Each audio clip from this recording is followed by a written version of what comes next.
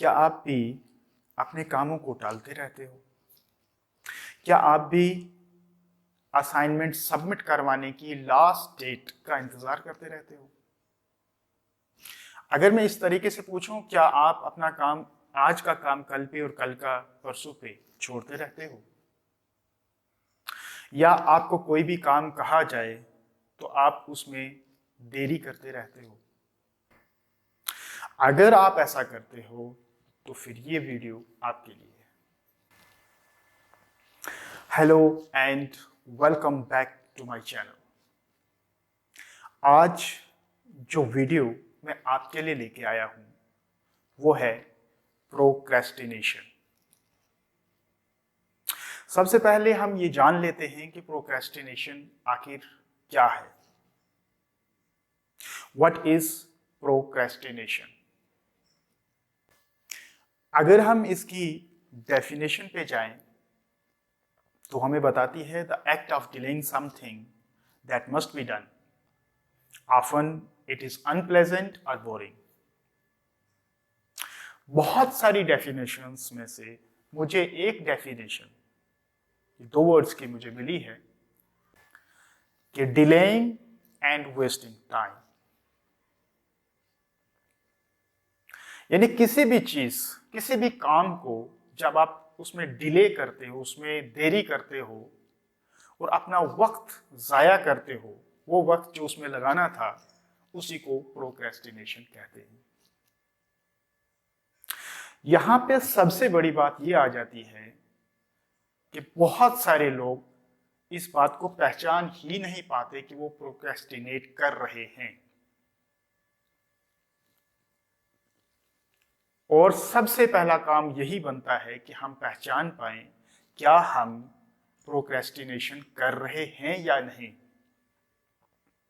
जब हम इस चीज को आइडेंटिफाई कर लेते हैं कि हाँ, मैं भी अपने वक्त को टालता रहता हूं, अपने कामों को अपने वक्त पर नहीं करता हूं, तो ही हम इसके सॉल्यूशन की तरफ जा सकते हैं। यहां पे हमें इसको समझने के लिए दो मेन थ्योरीज मिलती हैं। एक है टेम्पोरल मोटिवेशन थ्योरी और दूसरी है इमोशनल रेगुलेशन थ्योरी। उन दोनों थ्योरीज के अंदर हमें यह बताया गया है कि आखिर एक इंसान प्रोक्रेस्टिनेट क्यों करता है, क्यों वो कामों में देर करता रहता है। इन दोनों थ्योरीज के अंदर हमें यह पता चलता है कि एक इंसान तभी प्रोक्रेस्टिनेट करता है जब वो किसी भी काम को लेके लो मोटिवेशन फील कर रहा हो, या फिर शॉर्ट टर्म मूड को लेके वो ज्यादा प्रायोरिटी दे रहा हो। एग्जाम्पल के लिए मैं बताता हूं कि अगर आप ने जिम ज्वाइन करी है, एक्सरसाइज के लिए कोई टाइम फिक्स करा है, और एक दिन आप मोबाइल पर या गेमिंग में लगे हो और आपका फ्रेंड आपको आवाज दे रहा है कि चलें, टाइम हो चुका है जिम के लिए, एक्सरसाइज के लिए, लेकिन आप उसको कह रहे हैं नहीं 5 मिनट रुक जाएं, 5 मिनट रुक जाएं, और आप वो 5 मिनट जो है वो टाल रहे हैं, और वो टाइम जो है वो शॉर्ट टर्म मूड, वो जहां पे आपको प्लेजर फील हो रहा है उस गेम के अंदर, उसमें आप इन्वेस्ट कर रहे हैं। यानी लॉन्ग टर्म जो आपका एक रिवार्ड मिलना था उसको आप कम प्रायोरिटी दे रहे हैं, शॉर्ट टर्म जो मूड आपको, जो आपको प्लेजर मिल रहा है उस पर ज्यादा प्रायोरिटी दे रहे हैं। तो ये रीजंस बताए गए हैं कि शॉर्ट टर्म प्लेजर जहां पर मिल रहा होता है तो उसको ज्यादा प्रायोरिटी दी जाती है। इस वजह से एक शख्स जो है वो प्रोक्रेस्टिनेट करता है। प्रोक्रेस्टिनेशन के नुकसान क्या है? आखिर हम जो ये टाइम डिले करते रहते हैं तो इसका नुकसान क्या है?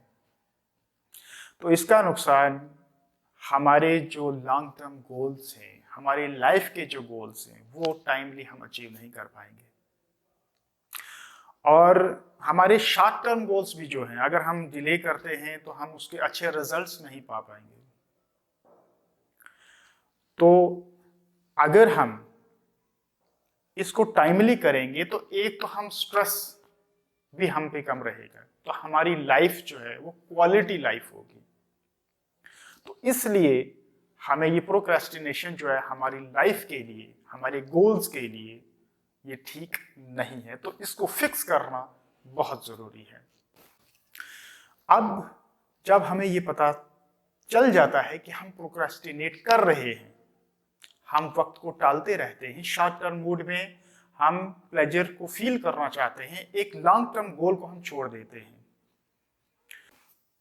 जब बात प्रोक्रेस्टिनेशन के सॉल्यूशन की, उसको फिक्स करने की आती है, तो हमारे पास बहुत सारे तरीके, लेकिन मैं आपको 2 तरीके बताऊंगा। उनमें से नंबर 1 है 2 मिनट्स रूल। इसमें हमें बताया गया है कि कोई भी छोटा काम जो ही आपके पास आता है तो उसे फौरन से कर दीजिए। लेकिन इसको मैं बढ़ाना चाहूंगा, मैं कहूंगा कि कोई भी छोटा काम नहीं, बल्कि कोई भी बड़ा काम हो, कुछ भी किस्म का काम हो, कोई भी तरीके का काम हो, तो उसे फौरन से कर दीजिए, ये रूल बना लीजिए। जब आप रूल बनाएंगे तो आप प्रोक्रेस्टिनेशन से फाइट करना स्टार्ट कर देंगे। तो इस तरीके से आप हैबिट डेवलप कर पाएंगे और प्रोक्रेस्टिनेशन से बच पाएंगे। अब हमारे पास जो दूसरा रूल है वो है डेडलाइन। अब हम डेडलाइन को समझते हैं। डेडलाइन, जैसे मैंने वीडियो के स्टार्टिंग में ही आपको कहा था कि अगर आपको असाइनमेंट सबमिट करवानी है तो आप उसकी लास्ट डेट का इंतजार करते रहते हैं। वो लास्ट डेट जो है वो आपकी डेडलाइन होती है, क्योंकि आप उस डेडलाइन को क्रॉस नहीं करना चाहोगे। अगर आप डेडलाइन को क्रॉस करोगे तो आप अपना टास्क कंप्लीट नहीं कर पाओगे।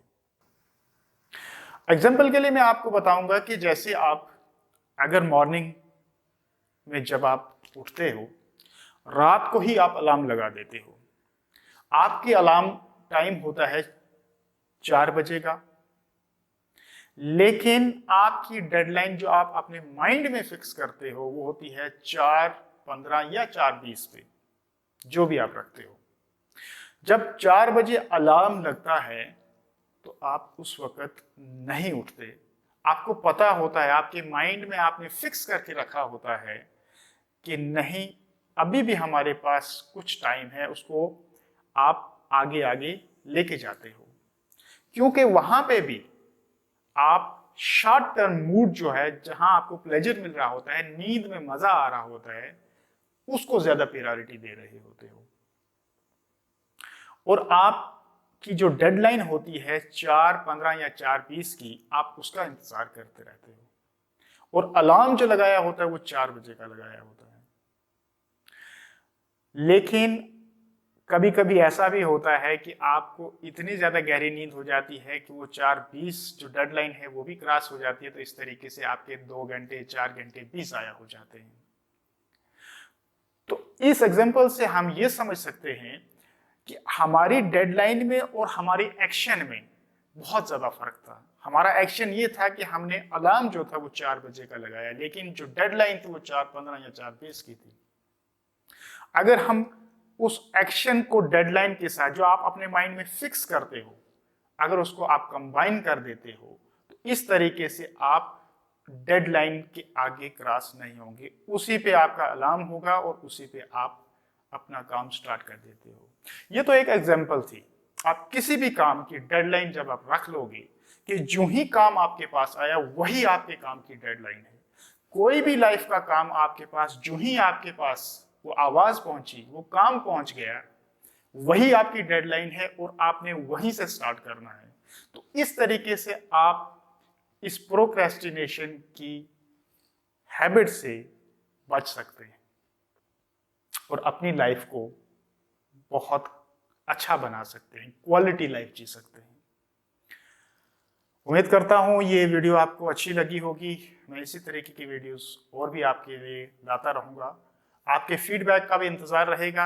मेरे चैनल को सब्सक्राइब और लाइक करना मत भूलिएगा। Good bye.